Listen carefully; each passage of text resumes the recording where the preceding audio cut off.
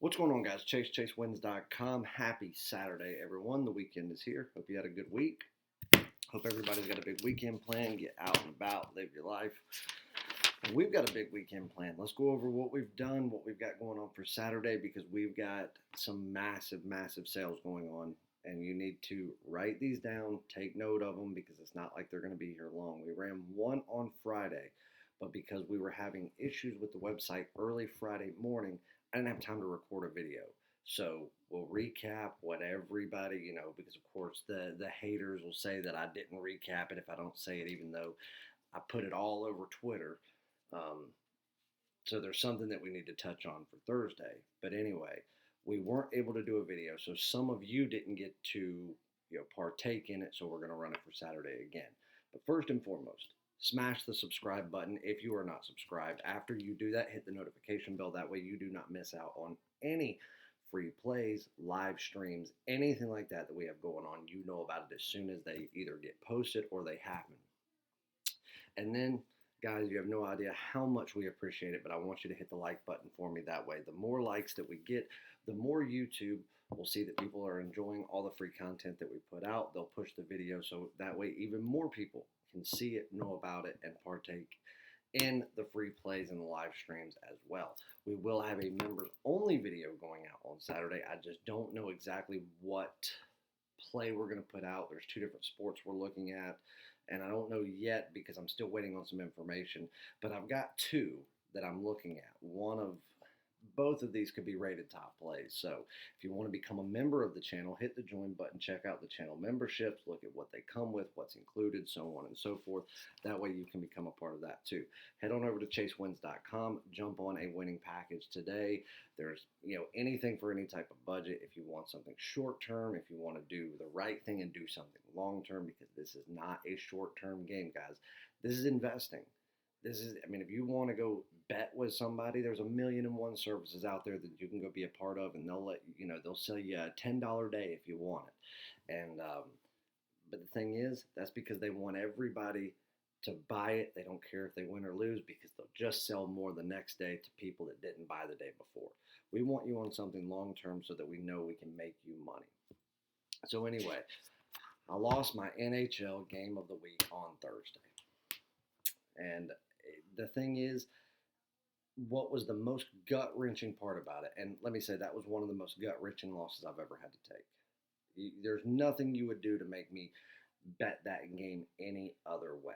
Now, the game started off rough. It was Toronto versus Winnipeg. We had Toronto. We took them in regulation because the money line was just a little bit too high. We could have taken the money line. It was only $1.75, so it's not like it was, in the 300s. But everybody knows we don't release plays that high. It just doesn't happen. Now, every other service in the world will probably give you plays that are 180, 200, 250, 300. We do not. There's no value in that.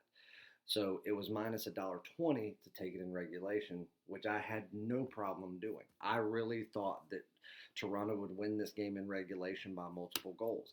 Now, they started off rough. They ended up going down by 2 goals, but then they came back, they made their adjustments, and they scored 3 unanswered goals to go up 3-2 in the third period. And with 2 minutes to go, we were 2 minutes away from this game winning. They gave up a goal to tie the game up. Now, the worst part of it was they assisted in the goal.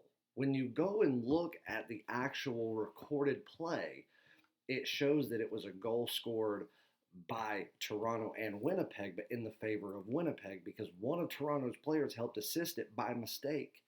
So he was in the correct position. He just lost his footing, I guess, and he ended up helping assist in a goal that forced overtime. 2 minutes away from cashing the game of the week. And what was even more sickening is then it went into overtime, and in less than 1 minute, Toronto puts one in the back of the net to win the game. So were we on the right side? Were we on the right team? Were we on the right play? Absolutely. They just didn't do it in regulation. So it happens. Again, we're not out there playing. But as I promised everyone, losing happens. You can't get away from it. But I promised everyone a huge bounce back for Friday and this weekend, and that's exactly what we gave everyone. Soccer, Friday, 2-0 sweep. We did not play in the NBA or NHL on Friday. NHL, I didn't like anything. There was one game that I liked in the NBA, but one of the players were still that I really wanted to be within the game that would have that was part of my decision making. I did not get a 100% confirmation of this player actually going to be in the game until about 30 minutes before game time. And at that point, there just wasn't enough time left for me to go in, put the play up, let all the clients know, because I know there would be some people that wouldn't get to play it. So we just laid off of it. But it's okay. We had the All-Star break. We went 2-1 on Thursday in the NBA. Charlotte, we had them -4. We did not win that. They won by 3, so we lost it by a point. But then we had 2 underdog plays, one on Toronto, one on Philly. Both of those cashed, so congratulations on a 2-1 start back from the All-Star break in the NBA. We didn't have anything on Friday, and we didn't have anything in the NHL. But soccer went 2-0. In NCAA basketball, we had 4 plays. Houston -17. Iowa -4, LSU on the money line -$1.20, and Creighton on the money line -$1.15. All 4 of those won, so a 4-0 sweep. So that's a 6-0 clean sweep in the normal sports that we had on Friday, and then we had horse racing, and it was a fantastic day. 6-2 overall between 2 tracks, Gulfstream and Los Alamitos. It started off the day with Gulfstream. They had 2 plays. Both of them were in race 6, horse number 3. We had a show play as a top play and then a standard wager for the horse to win outright. It did not, but the show wager did cash, so that was that was the starting of a trend right there in top plays for today. So profit at Gulfstream Park and a nice 1-0 day on the top plays. Then we get over into Los Alamitos where there was a much bigger card. Race 1, we had an 8-1 horse. Had a show wager on that one. That was a win. Race number 2, we had a +250 horse. We had a show wager on that did not cash, so that was a loser there. That was the only loser that we took at Los Alamitos. Race number 3, horse number 1, Rocky Show to win outright. That one was a smaller play, but a win nonetheless. The horse won outright. Race number 5, horse number 3, Van Gogh, plus $1.45. Show, that was another top play and another winner. And then we also had that exact same horse to win the race outright as a separate wager, standard premium play. That also cashed. And then race number 7, horse number 5, another show wager, another top play, and another cash. So a 6-2 day overall in horses, 3-0 on top plays in horses. So guys, let me tell you this. If you are not betting the horse racing picks, you are flat missing out. Almost every day there's a top play that we have horses, and we usually bet horses Thursday through Sunday of every week, and there are usually at least 4 top plays a week. And let me tell you something, if you have a bankroll enough that would allow you to bet $50 per horse pick, or especially if you could bet 100 or more per horse pick, you could buy the horse racing year package and make your money back in the first weekend. And that's not exaggerating, because everybody who has had it, we're only 2 weeks in, and they've already made their money back and turned profit. And these are, some of these people are only betting $50 a pick. More on the top plays, obviously. But we're going to do something here in just a minute. So a 6-2 day overall, 3-0 on top plays. Overall for the day, when you count all the sports, it was a 12-2 day overall, 3-0 on top plays. So a ton of money was made today. A ton of profit was made. And here's what we've got going on for the weekend that everybody needs to know about.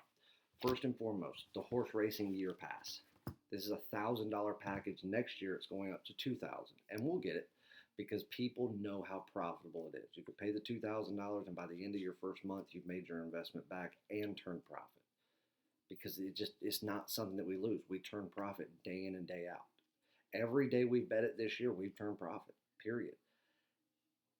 We are going to do it for Saturday at $399. You can get the entire year. That's every horse racing pick we put out, premium and top play, for all of 2021. You get it for $399. It's on the site. You don't need a coupon code.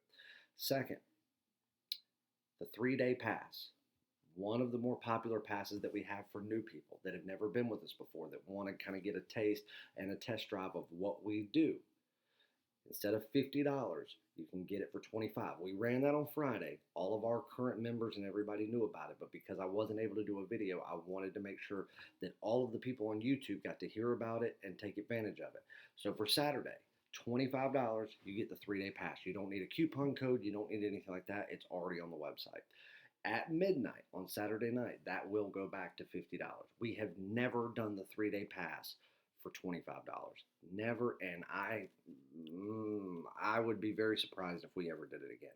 This was something that I wanted to do to attract more people that had never been with us. That way you can see the proof in the pudding and you can jump on something longer term with profit that you will make from us versus having to make the investment first. So there you go. And then also be on the lookout for the MLB futures. I've got one more play that will make my 10 MLB futures predictions. And as soon as I get the information that I'm waiting on, I can lock that play in if it comes the way that I want to, and the MLB futures package will go up. It will be up this weekend. But make sure that you get on the horse racing pass or the 3-day pass, or get on both. Get on both of them. Right now, you can get the horse racing pass. You'll make that.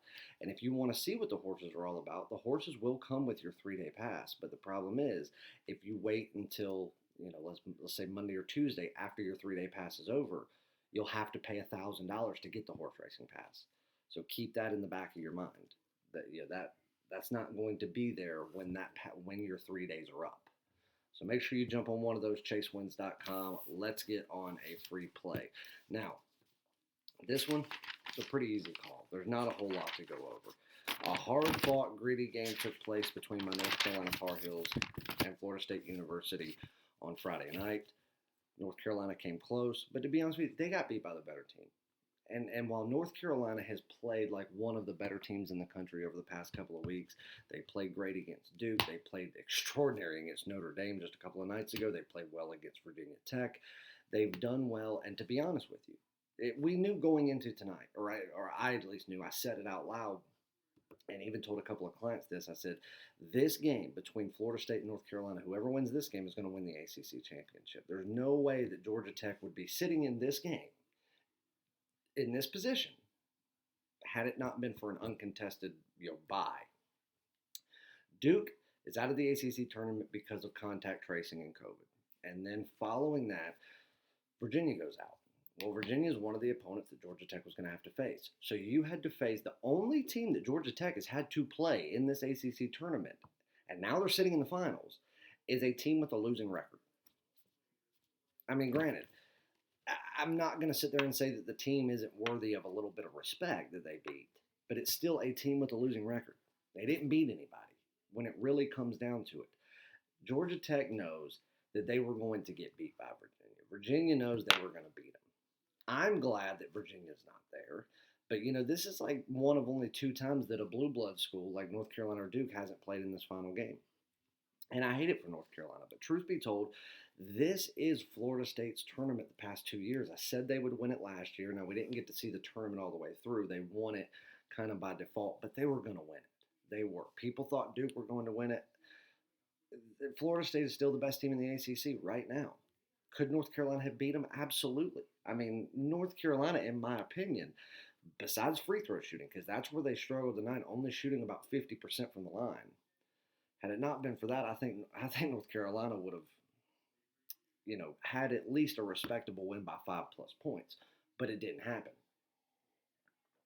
Now, the reason that this line is only 4 is because the odds makers are taking into consideration that one win that Georgia Tech has in this tournament. And they're also taking into consideration that they have a few days rest, 2 straight byes. They're sitting there, and Florida State's coming in, playing 3 straight games. They just had a huge win over the University of North Carolina, which has probably been the toughest overall physical matchup that they've had in the last 2 weeks. And now they've got to turn around the very next night, less than 24 hours later, and face off against a Georgia Tech team who is probably the most rested team in all of Power Conference basketball. But here's the thing. Even though Georgia Tech is probably going to come out playing harder and faster at the beginning, number one, they still have to execute on that and put points on the board and prevent Florida State from putting points on the board. Florida State's going to press them. Florida State is going to force outside shots. I do like Georgia Tech's coach. I do really like him, but I don't like him more than Hamilton. Hamilton is a great basketball coach, and you saw it in the final minutes of that game tonight against North Carolina. He made the right calls. He made the right adjustments. He made the right substitutions where he was taking his big men out, not worrying about rebounding, to put 2 fast guards in just to make sure time came off the clock, and North Carolina would struggle to get across half court. That way they know that even if they got across half court and did it, there was only going to be 2 seconds left. They were not going to give North Carolina a chance to win this game in regulation. That's smart play calling. That's smart coaching. That's why he is who he is. And Roy Williams knows it, because that's a Roy Williams move, and he has to tip his cap to him like, hey, that's the same thing I would have done. He did the right thing, and not a lot of coaches in college basketball would think to do that. They would think, get the rebound. Don't let him get a second chance shot. Why not let him get the shot off at all before the buzzer? Or, make them have to take it from half court because they're burning time not being able to get across it. Smart coaching. I could go on about this game for days. Florida State should be an 8.5-point favorite every day of the week, if not more. Georgia Tech is not a good team overall. Florida State is heads and tails better at literally every position, offensively, defensively, it doesn't matter. Florida State is coming in here tired, having to do everything they are doing. Georgia Tech has just got a few days just to kick back, chill, and they were handed a spot. But I think Florida State knows that after everything they've done, the big wins that they've had, their team is exposed. So teams, it's not like they can go into the NCAA tournament and have this secret weapon up their sleeve of how they're going to go out and play a team, and nobody's going to be ready for it. People will have a game plan for Florida State. Now, not saying that Florida State couldn't win it all, because they could, because Florida State is very difficult to stop. But there are no more secrets about Florida State. And that's why I think that Florida State wants this championship so much. Not to mention they took that trophy last year. And everybody has been talking shit for an entire year, saying you didn't win it, so you didn't earn it, whatever. Hey, I'm all for that. But at the same time, I thought they were going to win it anyway. I don't necessarily agree with you handing them a trophy that they didn't technically win. So I think that makes them want to go out and get it even more, to say, okay, you know what? You say we didn't earn that one, but we come back the very next year and we did earn this one. We didn't get any buys to get here. We didn't have to be handed a championship matchup. We went out and took down the best teams in the conference, and historically the best team in college basketball history, to get here, and we beat them. They've got a great matchup against Georgia Tech. I think Georgia Tech may give them a fit in the first half, but in the second half, once these guys get into rhythm, they're going to out-rebound them. They're really going to press these guys hard and make them take poor shots. And I think Florida State's going to draw fouls a lot. They were shooting over 75% from the line tonight. They were picking up a lot of good fouls, putting North Carolina in bad spots where they were fouling, by mistake. That's one thing Florida State's good at. There's a lot of loose, just flagrant type fouls coming from Georgia Tech, because a lot of these guys are young and still learning the ropes. You're going to see Florida State really take advantage of that tomorrow. Put it on them. Go to the line a lot. Shoot 75 to 80% from the line. They're going to create separation that way without having to run up and down the floor at 100 miles an hour. Florida State should easily, with 5+ minutes to go, separate into a double-digit lead and hang tight. Even if they fall back in the last couple of minutes, they've only got 4 points to cover, and I don't see a world where they don't. So give me the Florida State Seminoles to win the ACC tournament and take down the Georgia Tech Yellow Jackets and crown themselves ACC champions for a second straight year. There's your free play. Go to chasewins.com. Get on the $3.99 horse racing package. It's usually $1,000. Jump on a 3-day pass for $25.